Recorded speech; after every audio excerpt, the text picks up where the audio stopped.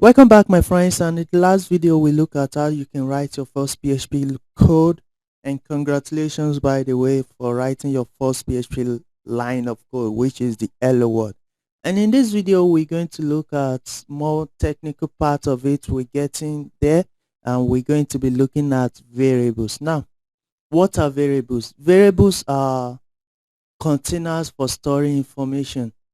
Now you can see a variable like a glass of water holding water, and the glass is the variable and the water is the value.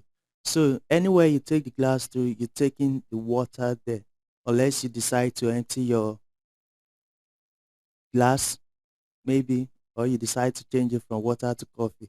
So we're going to be looking at all that in this video, having it in mind that variable changes.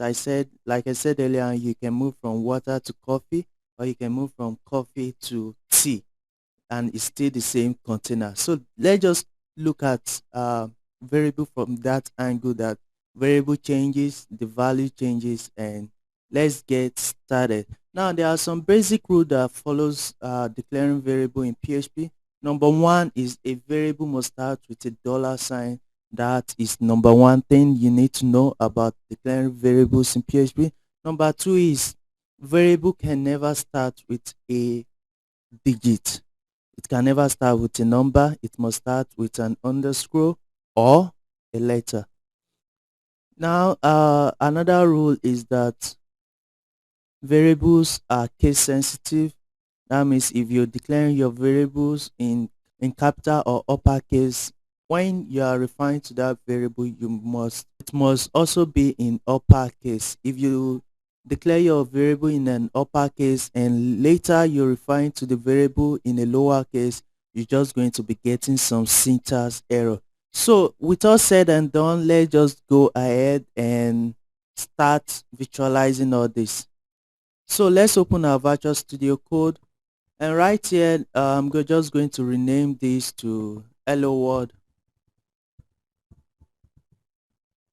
So right here I'm going to create a new file and we'll call it variables.php.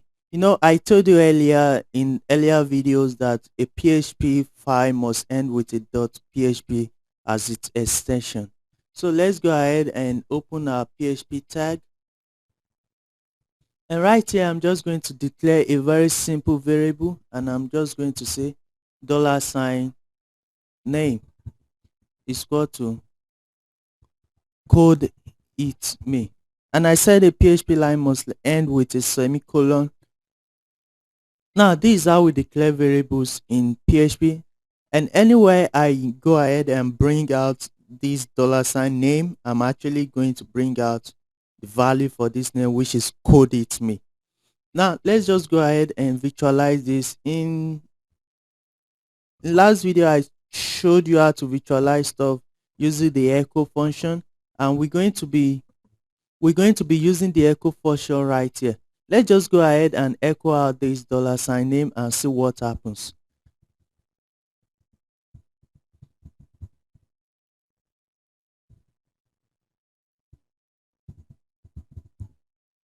Let's end that, and let's go over to our browser, and right here I'm just going to put out the file name, which is variables.php, and let's see that you can see we have the code it me.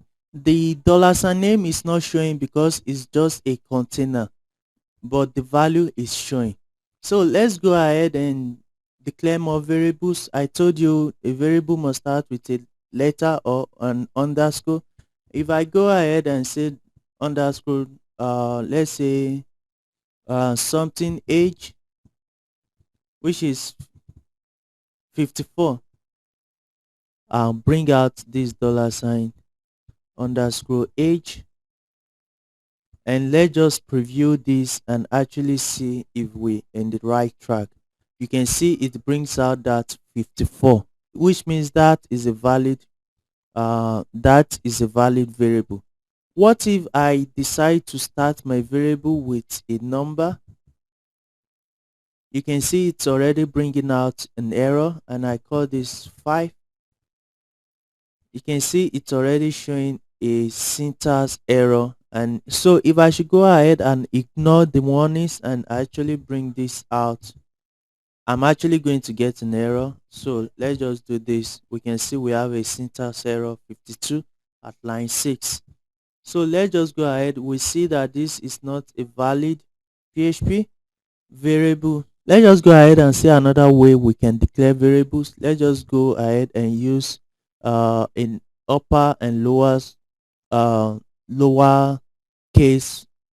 And mind you, this is a common case. Let's just say school name. You can see I did it this way. So this is called a common way of naming variables. So you can read more on that, and you can call this Federal University of the World.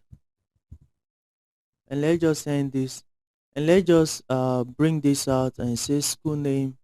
And right here, let's just go ahead and refresh, and you can see that string right here. And the next thing we actually want to do is I want to show you that variables is case sensitive.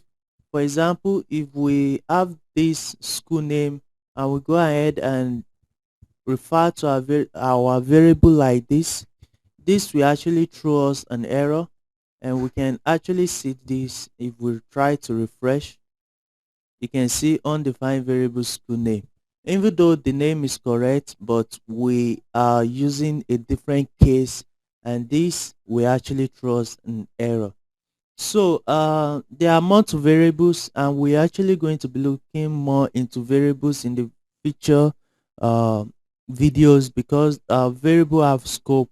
We have the global variables, we have the local variables, and we're actually going to be doing this in later videos. But for now, just take this as the basic foundation for variables, and I'll see you in next video, guys.